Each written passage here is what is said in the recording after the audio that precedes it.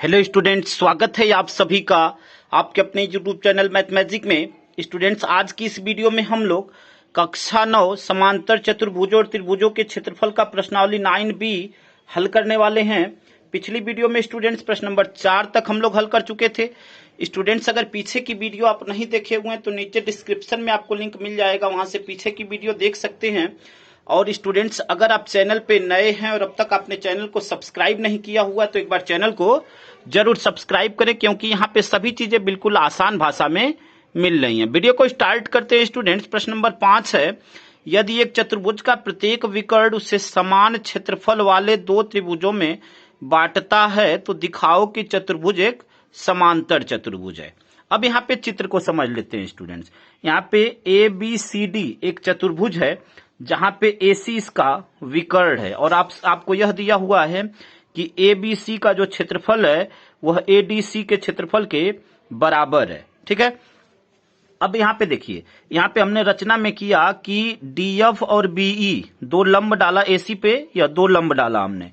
ठीक है, आपको यह देखिए, अब आपको यह सिद्ध करना है कि ABCD एक समांतर चतुर्भुज है। देखिए, ABCD समांतर चतुर्भुज के लिए हम इसमें अगर यह दिखा दें कि AB DC के समांतर और बराबर है और AD BC के समांतर और बराबर है, तो हम कह सकते हैं कि ABCD एक समांतर चतुर्भुज है। तो देखिए, प्रश्न को कैसे हल करेंगे स्टूडेंट्स।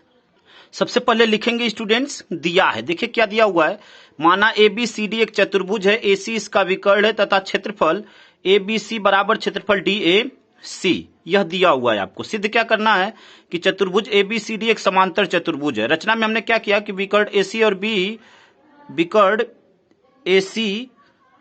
विकर्ण AC पर BE तथा DF लंब खींचा। ठीक है, यह रचना में किया। उपपत्ति में देखिए स्टूडेंट्स, हम बात करेंगे पहले त्रिभुज ABC में। ठीक है, और इसके क्षेत्रफल की बात करेंगे, फिर त्रिभुज ADC के क्षेत्रफल की बात करेंगे। ठीक है, और दो समीकरण बनेगा, उन दोनों समीकरण को हल कर लेंगे। तो यहाँ पे देखिए, त्रिभुज ABC का जो क्षेत्रफल होगा वह क्या होगा, यहाँ पे लिखेंगे त्रिभुज ABC का क्षेत्रफल बराबर, देखिए क्या होता है, त्रिभुज का क्षेत्रफल क्या होता है, आधार गुणे संगत ऊंचाई। ठीक है, तो आधार यहाँ पे देखिए क्या, AC, यहाँ पे आधार AC और गुणे संगत ऊंचाई, इसके लिए क्या हो जाएगा, EB। ठीक है, आधार AC और गुणे संगत ऊंचाई BE। ठीक है, EB या BE। अब आपको यह कंफ्यूजन होगा कि AC कैसे आधार हुआ। तो देखिए स्टूडेंट्स, यह लंब हमने डाला है तो यह कोण क्या होगा, 90 डिग्री। और हमेशा जो कोण 90 डिग्री होता है उसके सामने की भुजा जो है कर्ड होती है, यानी यह 90 डिग्री है तो इसके सामने की भुजा यह लंब हो गई, यह जो है कर्ड हो गई। तो यह कर्ड, यह लंब, और यह क्या हो जाएगा, तब आधार हो जाएगा। ठीक है, तो AC आधार हो गया। उम्मीद करते हैं कि लाइन आप समझ गए होंगे। और BE जो है उसकी संगत ऊंचाई हो गई। ठीक है, अब देखिए, अब इसको हम लोग स्टूडेंट समीकरण फर्स्ट बना लेंगे। अब हम बात करेंगे त्रिभुज DAC में, तो यहां पर लिखेंगे त्रिभुज DAC का क्षेत्रफल, त्रिभुज DAC का क्षेत्रफल यहां पे क्या होगा, AC गुणे DF। ठीक है, AC गुणे DF। ठीक है स्टूडेंट्स, उम्मीद करते हैं कितनी बात आपको अच्छी तरह समझ में आ गई होगी। यह क्या हो जाएगा, समीकरण 2। ठीक है, अब देखिए समीकरण 1 तथा 2 से हम क्या देख रहे हैं, यहां पे लिखेंगे समीकरण 1 तथा 2 से।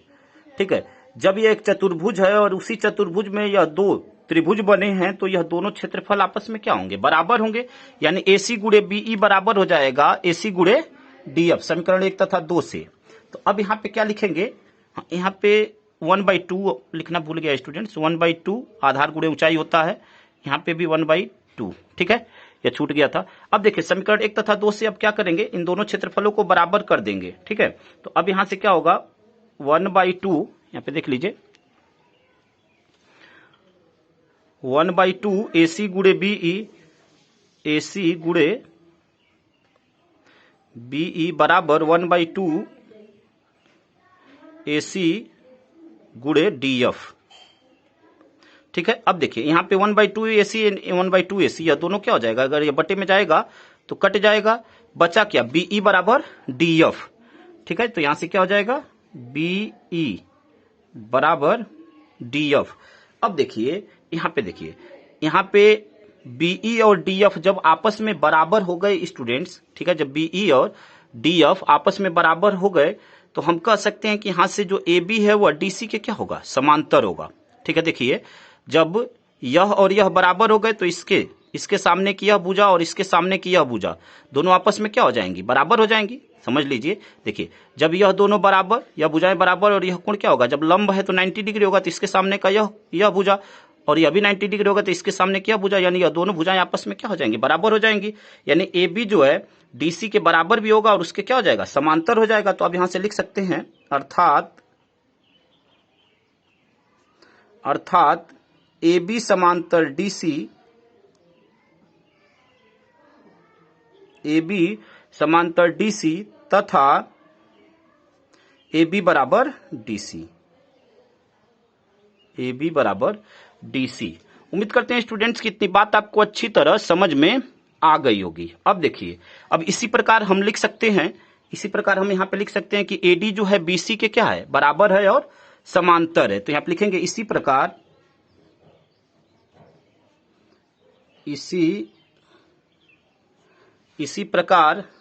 क्या कर सकते हैं, दिखा सकते हैं, लिख सकते हैं यहां पे, इसी प्रकार दिखा सकते हैं,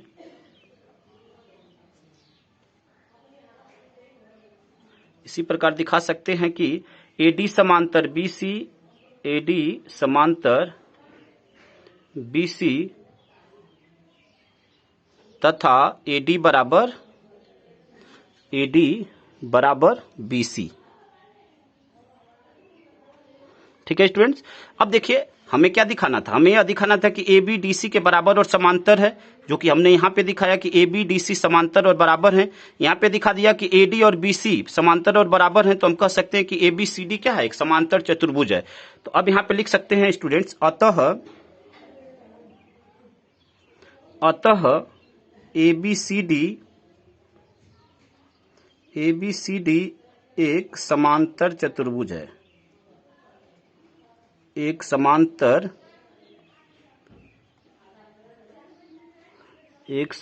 चतुर्भुज है। ठीक है स्टूडेंट्स, उम्मीद करते हैं कि पूरी बात आपको अच्छी तरह समझ में आ गई होगी स्टूडेंट्स। अगले प्रश्न को हल करते हैं स्टूडेंट्स। प्रश्न नंबर 6 है, आकृति में ए बी सी डी एक समांतर चतुर्भुज है, ए ई परपेंडिकुलर डी सी और C F perpendicular A D है। यदि ए बी बराबर 16 सेंटीमीटर, ए ई बराबर 8 सेंटीमीटर और सी एफ बराबर 10 सेंटीमीटर है, तो ए डी ज्ञात कीजिए। ठीक है, तो देखिए इस प्रश्न को कैसे हल करेंगे स्टूडेंट्स, एक एक स्टेप को ध्यान से समझिएगा। यहाँ पे देखिए क्या दिया हुआ है, यहाँ पे ए बी सी डी एक समांतर चतुर्भुज दिया हुआ है और बोला हुआ है कि यहाँ ए ई जो है डीसी पे लंब है, ठीक है, सी एफ जो है एडी पे लंब है और ए बी की लंबाई 16 सेंटीमीटर दिया हुआ है। तो देखिए समांतर चतुर्भुज में आमने सामने की भुजाएं बराबर होती हैं, तो ए बी बराबर डीसी हो जाएगा, यानी डीसी भी 16 सेंटीमीटर लंबा होगा। ठीक है, अब यहाँ पे ए ई बराबर 8 सेंटीमीटर दिया हुआ है, यानी यह लंबाई 8 सेंटीमीटर और एफ सी बराबर 10 सेंटीमीटर दिया हुआ है। तो देखिए इस प्रश्न को कैसे हल करेंगे स्टूडेंट्स। देखिए स्टूडेंट, सबसे पहले क्या लिखा, चतुर्भुज की सम्मुख भुजाएं डीसी तथा ए बी हैं। डीसी ए बी बराबर 16 सेंटीमीटर तथा ऊंचाई ए ई बराबर 8 सेंटीमीटर तथा सी एफ बराबर 10 सेंटीमीटर। ठीक है, अब देखिए यहां पे हम बात करेंगे चतुर्भुज ए बी सी डी का क्षेत्रफल, ठीक है ना, जो समांतर चतुर्भुज ए बी सी डी के क्षेत्रफल की बात करेंगे और उस कंडीशन में बात करेंगे जब डीसी उसका आधार है और ए ई उसकी ऊंचाई है। ठीक है, तो अब यहां पे लिखेंगे समांतर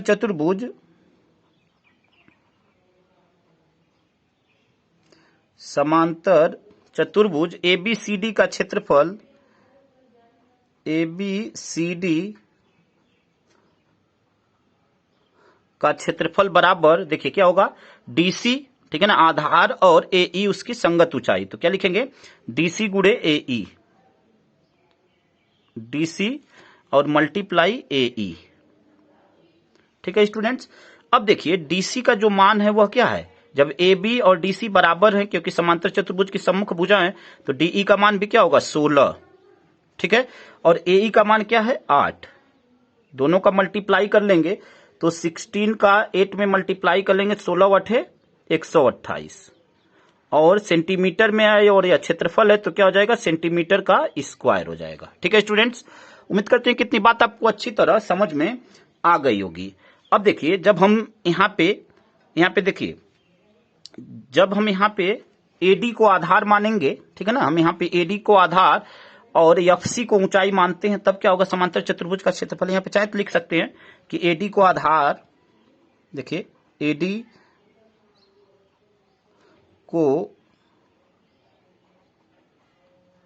एडी को आधार मानते हुए, एडी को आधार मानते हुए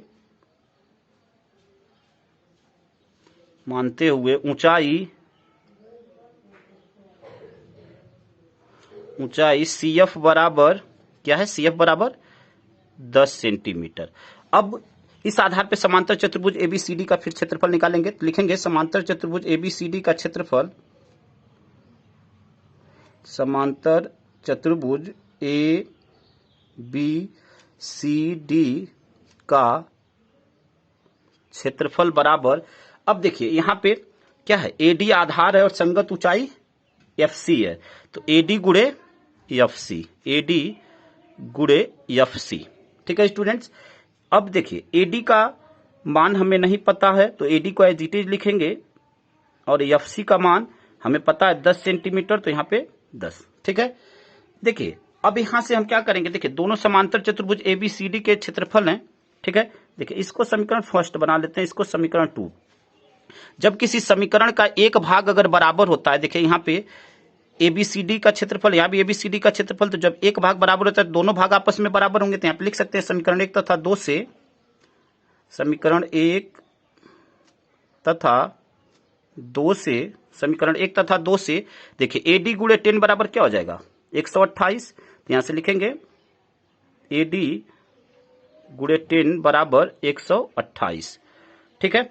अब AD का हमें मान चाहिए जो कि क्वेश्चन में ज्ञात करने के लिए बोला हुआ है, तो AD बराबर क्या हो जाएगा, 128 बटे में 10, कट कर देंगे इसको, तो क्या हो जाएगा, यह 12.8 सेंटीमीटर, ठीक है स्टूडेंट्स, 12.8 सेंटीमीटर, और यही आपका आंसर हो जाएगा, ठीक है। तो उम्मीद करते हैं स्टूडेंट्स की प्रत्येक बात यहां तक आपको अच्छी तरह समझ में आ गई होगी। अगले प्रश्न को हल करते हैं स्टूडेंट्स। अगला प्रश्न आपका प्रश्न नंबर 7 है, यदि EFG और H क्रमशः समांतर चतुर्भुज ABCD की भुजाओं के मध्य बिंदु हैं, तो दर्शाइए कि एरिया, देखिए AR का मतलब क्या है, एरिया यानी क्षेत्रफल, EFGH का जो क्षेत्रफल है वह ABCD के क्षेत्रफल का आधा है, यह आपको सिद्ध करना है। अब यहाँ पे चित्र को समझते हैं स्टूडेंट्स। यहाँ पे देखिए क्या क्या दिया हुआ है आपको, ABCD एक समांतर चतुर्भुज है जिसमें AB का मध्य बिंदु E, AD का मध्य बिंदु H, ठीक है, DC का मध्य बिंदु G और BC का मध्य बिंदु F है। आपको यह दिखाना है कि EFGH का जो क्षेत्रफल है वह ABCD के क्षेत्रफल का आधा है, यह आपको सिद्ध करना है। तो देखिए प्रश्न को कैसे हल करेंगे स्टूडेंट्स। सबसे पहले लिखेंगे स्टूडेंट्स, दिया है, देखिए क्या दिया हुआ है, ABCD एक समांतर चतुर्भुज है, EFG और H क्रमशः उनके मध्य बिंदु हैं। रचना में हमने क्या किया कि EG को मिलाया। सिद्ध क्या करना है कि EFGH का जो क्षेत्रफल है वह ABCD के क्षेत्रफल का आधा है। अब देखिए उपपत्ति में क्या है कि यहाँ पे ABCD क्या है, समांतर चतुर्भुज है। जब ABCD एक समांतर चतुर्भुज है तो AB और DC आपस में बराबर और एक दूसरे के समांतर होंगे, तो वही चीज हमने लिखा कि AB बराबर CD तथा AB समांतर CD। यहाँ पे E जो है AB का मध्य बिंदु है, ठीक है, और यहाँ पे G DC का मध्य बिंदु है। तो देखिए जब E AB का मध्य बिंदु है यानी AE और BE आपस में बराबर होंगे और यह जो है AB के क्या होंगे, आधा होंगे। अगर AE की हम बात करें तो AE क्या होगा, पूरा AB का आधा है, ठीक है। तो अब यहां से वही चीज लिखेंगे, और AE और EB आपस में बराबर हैं, तो यहां पे लिखेंगे AE बराबर EB, देखिए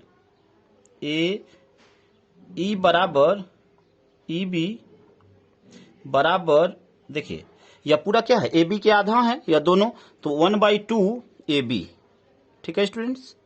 उम्मीद करते हैं कि लाइन आप समझ गए होंगे। अब यहां वैसे ही GDC का मध्य बिंदु है यानी DG और GC आपस में बराबर होंगे और यह दोनों बराबर होंगे और DC के क्या होंगे, आधा होंगे, तो यहां से वही चीज लिखेंगे, और DG बराबर GC बराबर 1/2 CD, ठीक है, 1/2 CD। उम्मीद करते हैं स्टूडेंट्स की इतनी बात आप अच्छी तरह समझ गए होंगे। अब देखिए, जब AB और DC आपस में बराबर थे, E और G, E AB का मध्य बिंदु, G DC का मध्य बिंदु है, ठीक है। तो जब यह दोनों आपस में बराबर और समांतर हैं तो हम कह सकते हैं जब E AB का मध्य बिंदु और G DC का मध्य बिंदु है, यानी AE और DG भी आपस में क्या होंगे, बराबर होंगे और एक दूसरे के समांतर होंगे। तो अब यहां से लिख सकते हैं AE बराबर, यहां से क्या लिखेंगे, AE बराबर DG, AE बराबर DG। देखिए कैसे, DC और AB समांतर हैं, इसी लाइन पे यह बिंदु है जो कि AB का मध्य बिंदु है, इसी लाइन पे यह बिंदु है जो कि DC का मध्य बिंदु है। तो यानी यह दोनों और यह दोनों भी आपस में बराबर होंगे और एक दूसरे के समांतर भी होंगे। तो वही लिखेंगे यहाँ पे AE बराबर DG तथा AE समांतर DG, तथा AE समांतर DG, ठीक है, AE समांतर DG। उम्मीद करते हैं कि इतनी बात आपको अच्छी तरह समझ में आ गई होगी। अब जब यह दोनों समांतर हो गए और बराबर हो गए तो यहाँ पे AEDG क्या होगा, एक समांतर चतुर्भुज होगा। तो यहाँ पे लिखेंगे इसलिए चतुर्भुज, इसलिए देखिए यहाँ पे, इसलिए चतुर्भुज AEGD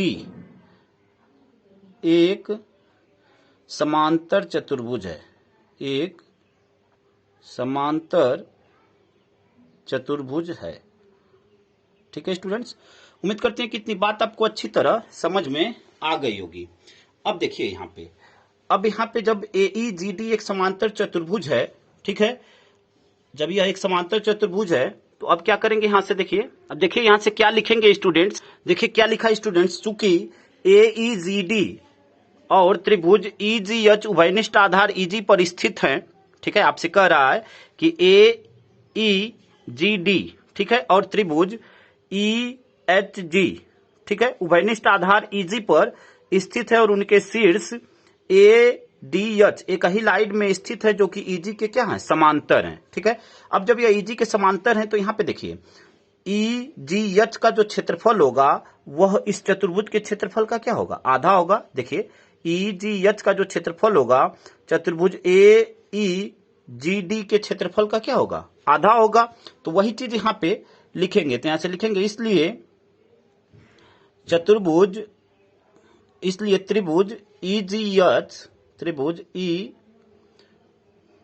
EGH का क्षेत्रफल, त्रिभुज EGH का क्षेत्रफल बराबर क्या हो जाएगा, 1/2 समांतर चतुर्भुज AEGD, 1/2 समांतर चतुर्भुज AEGD, ठीक है, समांतर चतुर्भुज AEGD का क्षेत्रफल, ठीक है स्टूडेंट। इसको समीकरण फर्स्ट बना लेंगे। अब देखिए इसी प्रकार हम बात करेंगे यहां से EGF का क्षेत्रफल क्या होगा, यह भी आधा होगा किसके, समांतर चतुर्भुज EGCB के, ठीक है। तो अब यहां से वही चीज लिखेंगे, यहां से लिखेंगे इसी प्रकार, देखिए यहां से लिखेंगे इसी प्रकार, इसी प्रकार त्रिभुज EGF का क्षेत्रफल, त्रिभुज EGF का क्षेत्रफल बराबर होगा 1/2 समांतर चतुर्भुज, 1/2 समांतर चतुर्भुज EBCG के क्षेत्रफल का, ठीक है। और इसको समीकरण 2 बना लेंगे स्टूडेंट्स। अब देखिए समीकरण 1 और 2 को हम लोग जोड़ेंगे यहां से, ठीक है। तो यहां पे आपको लिखना है समीकरण 1 तथा 2 को जोड़ने पे मैं डायरेक्ट कर रहा हूं, देखिए लेफ्ट वाला भाग लेफ्ट वाले भाग के साथ, राइट वाला भाग राइट वाले भाग के साथ। तो अब यहां से देखिए, यहां से लिखेंगे त्रिभुज EGH का क्षेत्रफल, त्रिभुज EGH का क्षेत्रफल प्लस त्रिभुज EGF का क्षेत्रफल, त्रिभुज EGF का क्षेत्रफल बराबर, अब देखिए यहाँ पे 1/2 समांतर चतुर्भुज AEGD का क्षेत्रफल 1/2 समांतर चतुर्भुज EBCG का क्षेत्रफल। तो अब देखिए 1/2 यहाँ से क्या कर लेंगे, पहले ही कॉमन ले लेते हैं, डायरेक्ट 1/2 पहले ही कॉमन ले लेते हैं, यह समांतर है, शॉर्ट में लिख दिए स्टूडेंट्स। अब देखिए बच्चा क्या, चतुर्भुज AEGD का क्षेत्रफल, तो यहाँ पे चतुर्भुज AEGD का क्षेत्रफल प्लस चतुर्भुज EBCG का क्षेत्रफल, चतुर्भुज EBC यहाँ पे G नीचे लिख देते हैं, EBCG का क्षेत्रफल, EBCG का क्षेत्रफल। ठीक है स्टूडेंट्स, उम्मीद करते हैं कि इतनी बात आपको अच्छी तरह समझ में आ गई होगी। अब देखिए यहां से, अब चित्र में देखिए, अब देखिए यहाँ पे EGH का क्षेत्रफल, ठीक है, चित्र में देखिए EGH का क्षेत्रफल प्लस EGF का क्षेत्रफल, तो इन दोनों के क्षेत्रफल को हम लोग क्या लिख सकते हैं, EFGH का क्षेत्रफल लिख सकते हैं। ठीक है स्टूडेंट्स, इसको हम लोग क्या लिख सकते हैं, EFGH का क्षेत्रफल लिख सकते हैं, यानी इस भाग को हम क्या लिख सकते हैं, देखिए इस भाग को हम क्या लिख सकते हैं, चतुर्भुज, देखिए इस भाग को चतुर्भुज EFGH का क्षेत्रफल बराबर, अब यहां पे देखिए, यहां पे क्या है, 1/2 समांतर। अब देखिए इन दोनों को हम लोग क्या लिख सकते हैं, देखिए यहां पे देख लीजिए एक बार चित्र में, AEGD, ठीक है, AEGD, और फिर यह क्या है, चतुर्भुज EBCG, इस पूरे को क्या लिख सकते हैं, ABCD लिख सकते हैं। तो यहां पे क्या लिख देंगे, 1/2 समांतर चतुर्भुज, 1/2 समांतर चतुर्भुज ABCD का क्षेत्रफल। ठीक है स्टूडेंट्स, उम्मीद करते हैं कि इतनी बात आपको अच्छी तरह समझ में आ गई होगी। और इसी को अब हम क्या लिख सकते हैं, देखिए जो आपको सिद्ध करना था वह क्या लिख सकते हैं, अतः अब आपको ऐसे लिखा हुआ था यहाँ पे देखिए AR, ठीक है, यानी एरिया यानी क्षेत्रफल, ठीक है, यही आपको लिखा हुआ था क्षेत्रफल। यहाँ पे देखिए चतुर्भुज EFGH बराबर 1/2, यह AR का मतलब एरिया यानी क्षेत्रफल, और यहां से चतुर्भुज ABCD, ठीक है। और देखिए यही चीज हमने यहाँ पे लिखा हुआ है कि 1/2 समांतर चतुर्भुज ABCD का क्षेत्रफल, तो यहाँ पे वही चीज इसको इस रूप में लिख दिया, और यही आपको प्रूफ करना था, तो यहाँ पे लिख देंगे प्रूव्ड। तो उम्मीद करते हैं स्टूडेंट्स की प्रत्येक बात आपको अच्छी तरह समझ में आ गई होगी। ठीक है स्टूडेंट्स, अगले प्रश्न को देखते हैं स्टूडेंट्स। अगला प्रश्न आपका प्रश्न नंबर 8 है, P और Q क्रमशः समांतर चतुर्भुज ABCD की भुजाओं DC और AD पर स्थित बिंदु हैं, दर्शाइए कि APB का जो क्षेत्रफल है वह BQC के क्षेत्रफल के बराबर है। तो यहाँ पे देखिए चित्र को समझते हैं स्टूडेंट्स। यहाँ पे देखिए, यहाँ पे जो है APB समांतर चतुर्भुज ABCD के समान आधार AB पर क्या है, स्थित है। ठीक है, जहां पे AB और DC, यहाँ पे देखिए AB और DC, ठीक है, AB और DC आपस में क्या है, समांतर हैं और एक दूसरे के बराबर हैं। और यहाँ पे देखिए जो दूसरा चीज आपको दिया हुआ है कि यहाँ पे BQC, ठीक है, यह भी समांतर चतुर्भुज ABCD के समान आधार BC पर स्थित हैं। ठीक है, और यहाँ पे BC और AD एक दूसरे के क्या है, समांतर है। तो आपको दिखाना है कि यहां से दिखाना है कि APB का जो क्षेत्रफल है वह BQC के क्षेत्रफल के बराबर है। तो देखिए प्रश्न को कैसे हल करेंगे स्टूडेंट्स। सबसे पहले यहां पे लिखेंगे, देखिए त्रिभुज APB और समांतर चतुर्भुज ABCD के समान आधार AB और समांतर रेखाओं AB और DC के मध्य स्थित हैं। ठीक है, अब देखिए जब यह स्थित है तो यहाँ पे APB का जो क्षेत्रफल होगा वह समांतर चतुर्भुज ABCD के क्षेत्रफल का क्या होगा, आधा होगा। तो यहां से लिखेंगे इसलिए, देखिए इसलिए यहाँ पे देखिए एरिया जो है ए पी बी, ठीक है, A P B, A P B का जो क्षेत्रफल होगा वह बराबर होगा किसके, 1/2, यानी ए बी सी डी के क्षेत्रफल का क्या होगा, आधा होगा। तो 1/2 यहाँ पे area A B C D, A B C D, इसको स्टूडेंट समीकरण फर्स्ट बना लेंगे। अब इसी प्रकार हम क्या लिखेंगे, देखिए इसी प्रकार जब लिखेंगे इसके लिए बी क्यू सी के लिए, तो यहां पे लिखेंगे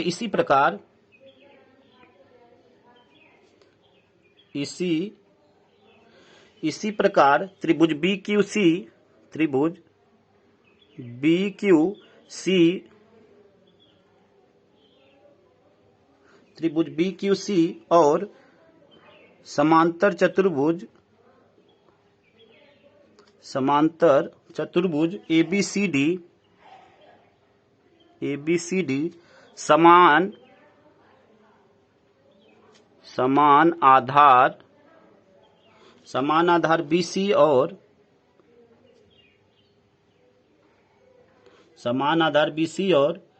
समान समांतर रेखाओं और समान समांतर रेखाओं, ठीक है, समान समांतर रेखाओं BC तथा AD के मध्य स्थित हैं, मध्य या शॉर्ट में मध्य स्थित हैं, ठीक है स्टूडेंट। जैसे यह ऊपर वाली लाइन लिखा वही चीज यहाँ पे भी है। अब जब यह मध्य स्थित है तो यहाँ पे बी क्यू सी का जो क्षेत्रफल होगा वह भी ABCD के क्षेत्रफल का आधा होगा। तो यहाँ पे लिखेंगे इसलिए एरिया, ठीक है, बी क्यू सी बराबर 1/2, ठीक है, एरिया ABCD, इसको इक्वेशन 2 बना लेंगे स्टूडेंट्स। अब देखिए समीकरण 1 तथा 2 से क्या होगा, यहां पे लिखेंगे समीकरण 1 तथा 2 से,